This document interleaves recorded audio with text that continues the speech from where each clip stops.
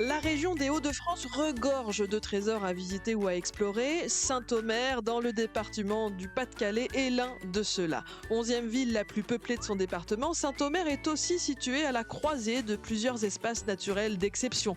Le parc naturel régional des Caps et Marais d'Opale, la réserve naturelle nationale des étangs du Rommelaire et bien sûr le marais Audomarois dont nous parlerons aussi aujourd'hui. Le marais et Saint-Gestion sont en effet intrinsèquement liés à l'histoire de la ville.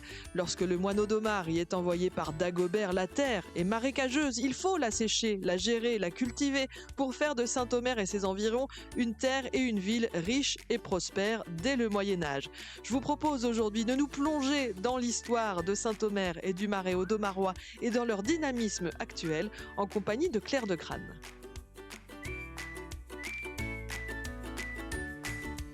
À deux pas de chez vous, une émission présentée par Émilie Mendoza. Un podcast ici en région.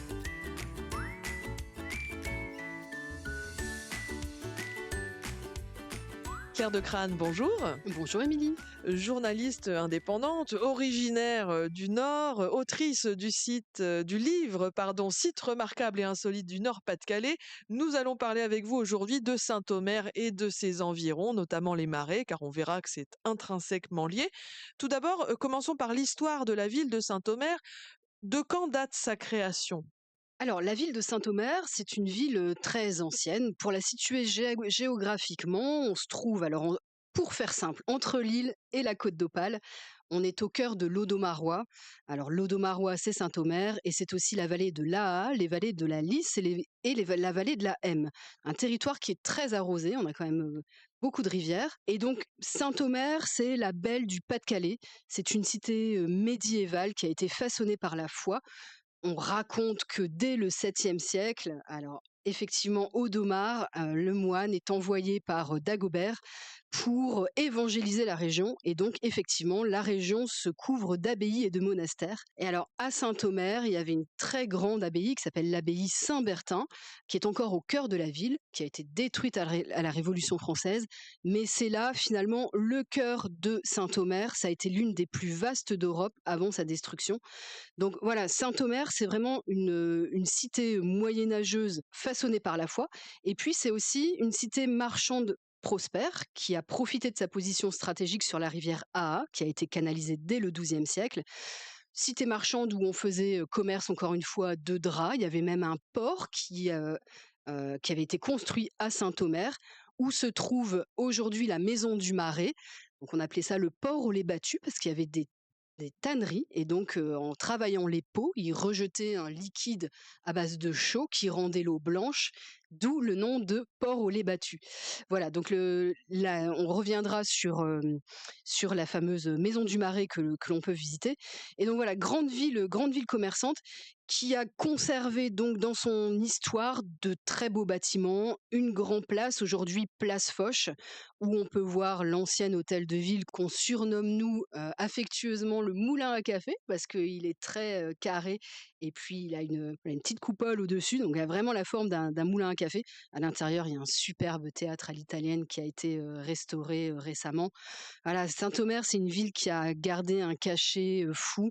Beaucoup de petites places, la place du Vieux Marché, la place Victor Hugo, la place Saint-Denis, reliées par des ruelles commerçantes comme la rue des Clouteries ou la rue Louis Martel. Voilà, c'est vraiment une ville à taille humaine qui a été l'une des plus importantes villes au Moyen-Âge. Il y avait 40 000 habitants à Saint-Omer, qui s'est un petit peu endormi à la Révolution française et qui a gardé néanmoins aujourd'hui beaucoup d'attrait, en particulier dans sa vieille ville. On a notamment une cathédrale qui fait partie des monuments à visiter. Quelle est son histoire à cette cathédrale et qu'est-ce qu'elle a de remarquable encore aujourd'hui? Voilà, la cathédrale est absolument magnifique. C'est vraiment l'un des plus importants témoins de l'art gothique médiéval du Nord-Pas-de-Calais. Alors, on la voit, hein, de toute façon, quand on arrive à Saint-Omer, on voit la tour de la cathédrale qui émerge, 103 mètres de longueur, une hauteur sous voûte quand on est à l'intérieur de 23 mètres. Et donc, à la base, elle n'est pas cathédrale. Je vous ai parlé de l'abbaye de Saint-Bertin qui a été détruite. C'est d'abord une petite chapelle qui est édifiée par Omer, puis un monastère roman incendié au XIIe siècle. Et donc, elle est reconstruite pendant 3 siècles, du XIIe au XVIe siècle. Thérouanne avait une énorme cathédrale. Thérouanne, c'est une ville qui est à côté de Saint-Omer, qui était aussi voilà, une ville très très importante au Moyen Âge. Et en fait, Charles Quint détruit complètement Thérouanne, il détruit la cathédrale de Thérouanne, et donc c'est à Saint-Omer qu'on a aujourd'hui la cathédrale. Il faut vraiment visiter la cathédrale Notre-Dame parce elle a beaucoup d'atouts, elle est restée dans son enclos, on est encore une fois au cœur de Saint-Omer, donc avec beaucoup de petites rues et des petites maisons de chanoines encore autour. Il y a un magnifique portail du XIIIe siècle qui figure le Jugement dernier. L'intérieur est splendide, il y a un labyrinthe qui est assez rare finalement, comme Amiens, Chartres ou Bayeux. Celui-là, c'est une copie de l'abbaye de Saint-Bertin qui a été détruite. Et voilà, les labyrinthes dans les cathédrales qui figurent ces chemins de pénitence vers Jérusalem, un orgue cavaille-école monumental qui est absolument sublime, et puis des petites curiosités comme une horloge astrolabe. C'est voilà, une horloge du XVIe siècle qui est magnifique à observer parce qu'elle indique les heures, les jours, les mois, les signes du zodiaque, le lever et le coucher du soleil et de la lune, et figurez-vous qu'elle fonctionne encore. C'est vraiment une pépite à découvrir. Voilà, une descente de croix de Rubens. Et alors, quelque chose, moi, qui me touche beaucoup, parce que qui est très affectif, il y a un culte qui est voué à un saint qui s'appelle Saint Ercambode, qui est un saint irlandais. Ercambode. Ercambode. On Voilà. ne le connaissait pas celui-là. Erkembode, pour ceux qui voudraient l'écrire. Saint irlandais devenu évêque de Thérouanne au 8e siècle. Et en fait, on y dépose des petites chaussures pour voilà, demander au saint que les enfants marchent plus vite, ou bien pour guérir d'une maladie liée voilà, aux jambes ou aux pieds. C'est très émouvant, il y a plein de petites chaussures sur le tombeau de Saint Ercambode. Vous évoquiez aussi, comme site religieux, l'abbaye Saint-Bertin qui a été centrale dans l'édification de Saint-Omer. Est-ce qu'on peut quand même en voir des restes aujourd'hui, Tout même à si elle a fait. été détruite? Oui, oui, on peut en voir des restes, donc qui se dressent un peu comme ça, de manière fantomatique. Mais c'est du coup un lieu qui a beaucoup de charme. Il y a un jardin, donc on peut s'y promener. Il y a parfois des illuminations lors d'événements, etc. Donc oui, c'est un endroit qu'on peut découvrir et où on peut se promener. Je rajoute au lieu de promenade le quartier du Haut-Pont. Oui, parce que effectivement, Saint-Omer, c'est une ville donc construite au Moyen Âge et qui va se développer aussi grâce au marais audomarois et à l'activité maraîchère. Quartier du Haut-Pont, c'est le quartier où l'A est canalisé dès le XIIe siècle, et donc il y avait beaucoup de maraîchers. On amenait toutes les productions du marais audomarois juste à côté ici, et c'est un quartier qui a gardé un petit côté populaire. On a un cortège nautique de là, avec des bateaux chargés de fleurs et de voilà, un petit peu comme un carnaval sur l'eau, hein, au niveau de ce quartier du Haut-Pont. Et c'est là aussi qu'on part vers le marais audomarois. Moi, ce qui m'impressionne aussi à Saint-Omer, c'est les reconversions étonnantes Oui. qui ont pu avoir lieu sur d'autres monuments historiques. Je pense à la prison, je pense à la gare aussi, qui n'est plus tout à fait, qui n'est plus seulement une gare. Oui, exactement. Alors effectivement, juste à côté de la cathédrale, il y a ce qu'on appelle la motte castrale, où il y a une ancienne prison qui a été transformée en résidence d'artistes. Ce n'est pas ouvert tout le temps, mais effectivement, avec l'office de tourisme, parfois, on peut aller découvrir les anciennes cellules de cette prison, et voilà, et découvrir un peu cet endroit étonnant. Et puis oui, la gare que j'aime beaucoup, qui est monumentale encore une fois, c'est une gare qui a été construite en 1904. Il y avait une gare précédemment, parce que toute cette production maraîchère, il fallait bien l'acheminer et l'envoyer. C'est ça aussi qui a permis le développement commercial à Saint-Omer, hein, l'arrivée du chemin de fer vers 1848.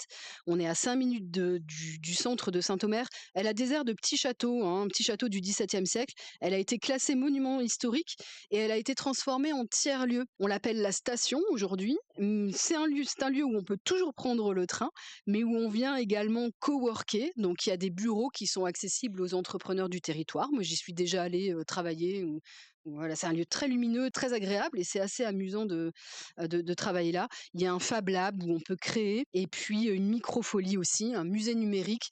Donc oui, c'est, l'intelligence de pouvoir, réhabiliter et conserver ces lieux de notre patrimoine, pour l'ouvrir à des usages multiples. Une ville entre patrimoine et modernité. Donc on est en train de se balader à Saint-Omer et on explore d'ici quelques microsecondes les marais de l'Audomaron.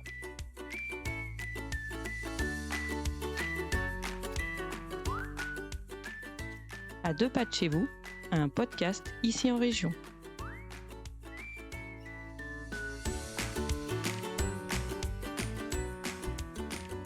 Clair de Crâne, voilà le décor de Saint-Omer posé, une ville aux origines religieuses, qui a aussi eu un dynamisme économique dès le Moyen Âge, encore aujourd'hui très dynamique, avec beaucoup de charme. Et il faut pas oublier, on ne peut pas visiter Saint-Omer, on ne peut pas découvrir Saint-Omer sans pousser la porte, si j'ose dire, des marais qui l'entourent. Euh, qui dit marais dit un petit peu lutte entre l'homme et la nature, entre l'homme et l'eau. Ben oui, lutte parce que à un moment donné, on était vraiment dans des zones de marais, de marécages, hein. On a parlé de cette cité, médiévale, évangélisée dès le 7e siècle. Alors les moines arrivent et puis, bah, il faut produire, il faut nourrir donc on va assécher, on va en tout cas essayer de canaliser, ces terres et donc aujourd'hui, on a un marais audomarois qui s'étend sur plus de 3 700 hectares. C'est vraiment donc un paysage qui est à la fois sensible et fragile, qui est façonné par des siècles d'histoire et qui a été reconnu par le label Man et Biosphère de l'UNESCO, au même titre que la Camargue, la mer d'Iroise ou encore le Luberon. Donc voilà, un espace magique qui s'étend sur 15 communes. Ce qui est très étonnant, c'est qu'il arrive vraiment aux portes de Saint-Omer. On parlait de Saint-Omer tout à l'heure et de la Maison du Marais qui est un lieu que je vous recommande. C'est un peu une porte d'entrée pour découvrir le territoire. C'est un lieu où on va pouvoir partir en balade en bateau, puisque voilà, les canaux arrivent hein, directement dans Saint-Omer. Donc on peut prendre un bateau traditionnel et partir en balade. Et puis on peut aussi découvrir, avant de partir en bateau, vraiment la faune et la flore typiques du marais grâce à un sous-marais. Hein. C'est pas un sous-marin, c'est un sous-marais où on se promène en famille et on découvre la faune, la flore, les poissons, comment s'est construit le marais. Voilà, c'est un lieu à découvrir. Donc je disais 3700 hectares, 15 communes au cœur du parc naturel régional des Caps et Marais d'Opale. C'est un espace qui est assez grand. C'est aussi grand que la ville de Lille, par exemple. Donc voilà, c'est quand même assez conséquent. Et il y a des quartiers différents, des ambiances différentes dans ce marais, qu'on soit dans des endroits, plus sauvages, des endroits habités, parce qu'il y a des gens qui habitent le marais. Il y a quelques maisons d'ailleurs où on ne peut accéder qu'en bateau. C'est un endroit qui est connu pour son facteur qui fait la tournée en bateau, hein, aussi, le facteur du marais audomarois. Et voilà, et donc un lieu aussi, très touristique, hein. Il a fallu, canaliser un peu l'afflux des visiteurs et encore un lieu où, on a de la culture maraîchère. C'est quand même le dernier marais maraîcher de France. Donc on cultive des légumes encore sur place. Exactement, et de haut, c'est très beau parce qu'on a le mélange de ces wateringues, ces chemins d'eau. Imaginez que si on les mettait bout à bout, ça tisserait un long fil de 700 kilomètres. C'est vous dire combien il y a de petits chemins d'eau comme ça qui balisent ce marais audomarois. Donc voilà, des canaux dans la ville de Saint-Omer, un marais maraîcher au nord-ouest et des zones d'étangs issues de l'extraction de la tourbe au nord et à l'est. La tourbe, c'était cette terre un peu boueuse, marécageuse, qu'on faisait sécher et qui servait de combustible autrefois. Mmh. Donc voilà, un paysage très, très diversifié qui vaut ce classement Man et Biosphère de l'UNESCO. Tout un monde qui a son vocabulaire. Je vous fais une petite interro, Claire de Crâne. Donc vous avez parlé de wateringue.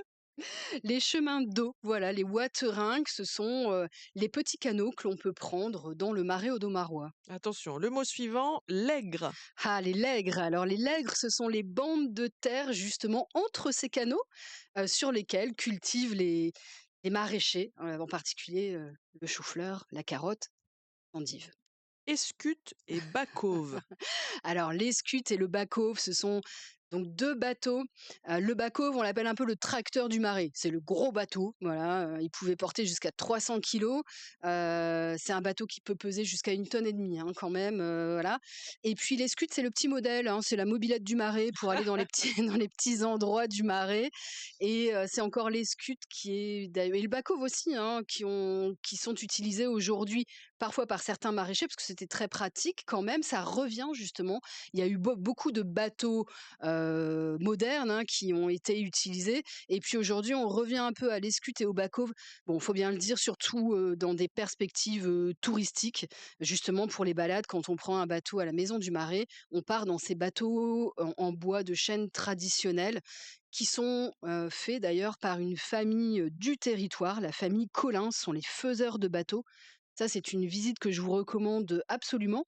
C'était le dernier faiseur de bateaux du Marais qui a arrêté sa carrière en 97, Gérard Collin. Et 10 ans plus tard, son petit-neveu Rémi a fait renaître la tradition. Et c'est grâce à cette famille aujourd'hui qu'on a encore des escutes, des Backhoe dans le Marais audomarois, mais pas seulement. On y en a au château de Versailles, il faut le savoir, dans les remparts de Gravelines qui sont entourés d'eau. Donc on peut prendre un Backhoe et découvrir les remparts de Gravelines avec ce moyen de locomotion, dans les canaux de Saint-Quentin ou les ortillonnages d'Amiens. Voilà, c'est un savoir-faire, un patrimoine magnifique qu'il faut soutenir. Et eux font aussi des balades en bateau commentées qui sont très bien faites. C'est vraiment les enfants du Marais, les faiseurs de bateaux. Superbe équipe, allez-y les yeux fermés. Quelles autres richesses nous offre le Marais qu'on n'aurait pas encore évoquées jusqu'ici? Des balades, évidemment, hein, c'est un lieu de promenade. On a parlé des légumes, on peut y revenir rapidement. Le chou-fleur de Saint-Omer, c'est l'emblème du territoire, c'est 3 millions de têtes par an, et c'est la première culture de chou-fleur d'été, avant la Bretagne. Donc voilà, nous, on a... Rendons voilà, à Saint-Omer ce qui appartient à Saint-Omer. Le chou-fleur, c'est Saint-Omer et le Voilà. Marais audomarois. Et des maraîchers qui font encore ce travail qui est quand même un travail très prenant, éreintant, hein. Moi, j'ai fait de la cueillette de chou-fleur à la machette, hein, le matin très tôt. Donc voilà, c'est un magnifique produit. C'est des têtes blanches avec des fleurs, de fines fleurs. C'est magnifique. Et la carotte de Tilk. Tilk, c'est un petit village à côté de Saint-Omer. C'est une carotte rustique, très sucrée, géniale pour la cuisine. Il n'y a que 4 villages à côté de Saint-Omer qui produisent ce légume-là. Et voilà, ça fait partie aussi des richesses du territoire. Il y a plein d'autres choses à faire à Saint-Omer. Il y a des escape games. C'est une ville qui est très riche culturellement et en association. Il y a beaucoup de festivals de musique, festival de jazz à Saint-Omer qu'il faut pas manquer. Sous les pavés l'art, c'est une ville qui a beaucoup d'amour pour le théâtre. Il y a un petit théâtre à l'italienne extraordinaire caché dans le moulin à café, l'hôtel de ville. C'est la Barcarolle qui a une programmation culturelle sensationnelle. Voilà, c'est une ville où il fait bon vivre culturellement et naturellement. Une ville chargée d'histoire et donc qui bouge, Saint-Omer et l'Audomarois, qu'on retrouve, Claire de Crâne, dans le livre que vous publiez aux éditions Ici en Région, Sites remarquables et insolites du Nord-Pas-de-Calais. Merci encore Claire. Merci Émilie. C'était À 2 pas de chez vous, présenté par Émilie Mendoza. Retrouvez tous nos livres, articles, podcasts et vidéos sur notre site internet icienregion.fr.